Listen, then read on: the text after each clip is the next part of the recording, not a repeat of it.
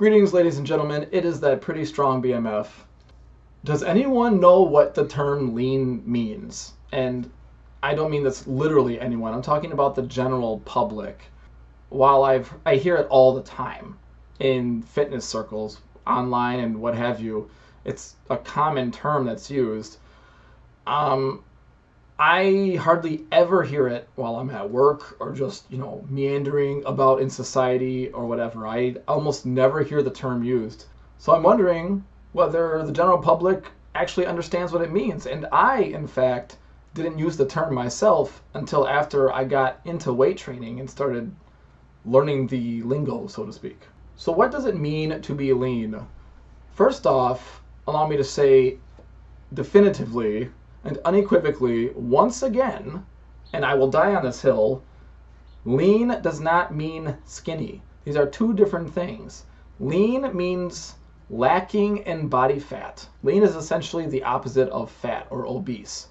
If they're two ends of the same spectrum, okay?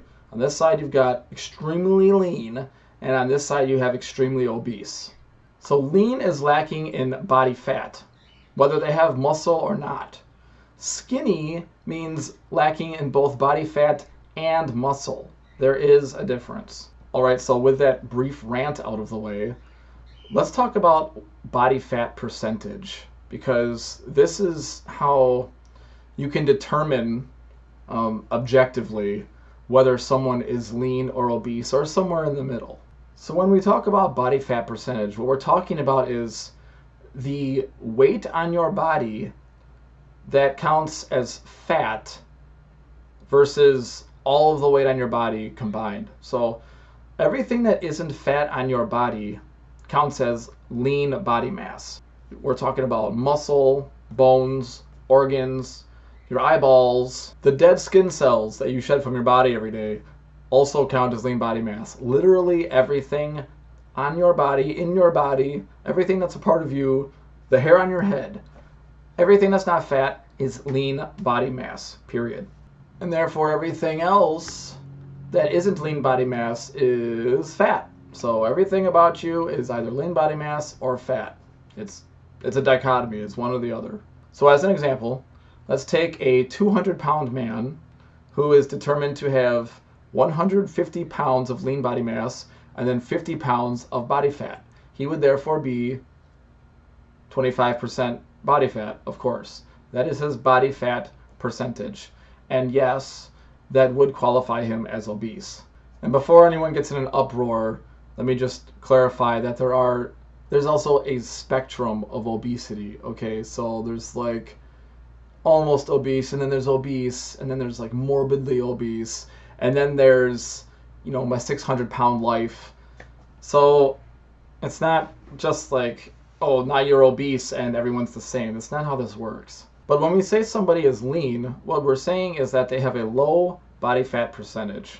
So some of the trademarks of leanness are, for example, if you can see somebody's abs, that means they're probably lean. There can be exceptions to that.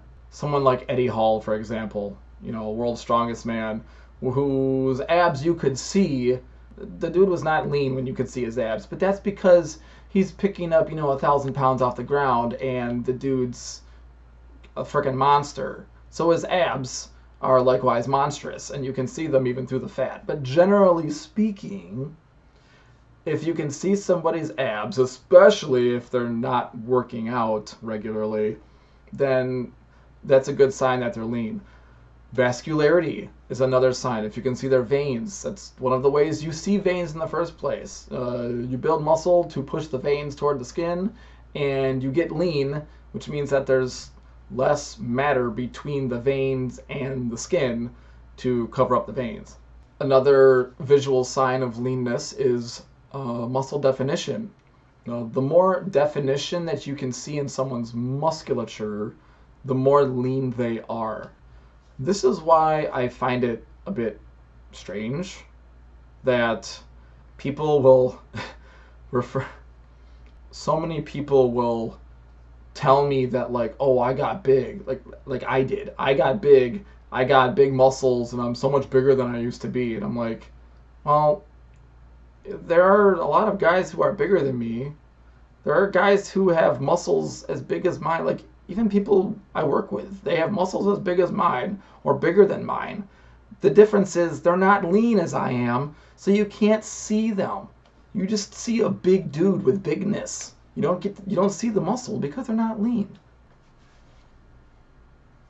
So just how low does your body fat percentage have to be before people would start calling you lean? Again, that is if they know what they're talking about and they're not using the word skinny instead. Well, frankly, this is a matter of opinion. It's a matter of perception. It's subjective. When it comes to who's lean and who's not, it's like saying who's got muscle and who doesn't, or who's short and who's not, who's tall and who's big and who's not.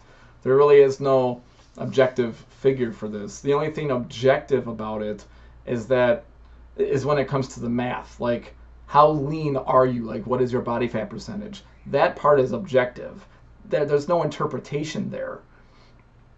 So long as everyone's data is the same, that is. But when it comes to, oh, is he lean, or is he lean, or is she lean, or whatever, that's a matter of opinion.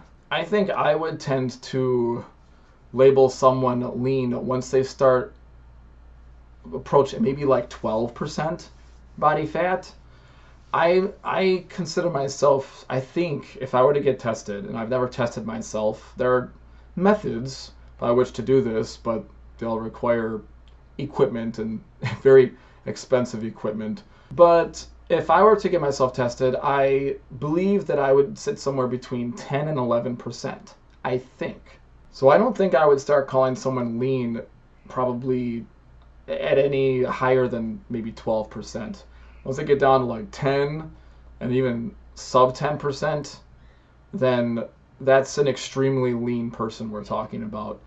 To put that into perspective, a professional bodybuilder that is a male bodybuilder, we're talking, like if we're going like Mr. Olympia level, okay, that is world-class bodybuilders at the peak of their game. They're going in for the show. This is the big one. These guys are sub 5%. A lot of them are even down to 3-point-something% body fat, which is insane. And frankly, this is the kind of thing that a person should not be doing under any circumstances. And any one of them will tell you that is an absolutely miserable way to live. So why do they do it? Glory, fame, reputation, so that they can say they did. That's why they do it. Frankly, it's stupid. I've told myself that if I were to ever enter a bodybuilding competition, men's physique, any sort of show, any physique contest whatsoever, I refuse to even attempt to get that low. I'm not going sub 5%. I'm not even going to get 5%. I don't care. I'll enter at 8 or 9% just to protest. This is a stupid thing to do. It is an absolutely stupid standard. These guys will cut and bulk all the time. That is, they bring their body fat percentage up when they want to train hard, and then when they get close to a show, they cut their calories, and they're miserable for weeks on end. It's stupid. Just so that they can go to the show, show everybody every frickin' vein that they have, and then after the show, they go and gorge. Dumb. This is a terrible method. I preach sustainability on this channel. I don't care about getting shredded for summer. I don't care about how you want to look in your wedding dress. I don't care. You need to find a sustainable lifestyle that you can sustain. That's the whole point. The point of this channel is to teach people how to live a life that they can live for the rest of their life, so that they don't have to worry about the up and down, the roller coaster ride of fitness. It's stupid. This is a stupid way to live. All right, so that's rant number 2. It's clear to me now that I didn't know what the heck I was going to talk about when I started this video. So I guess that's the end of it. I will see you in another one.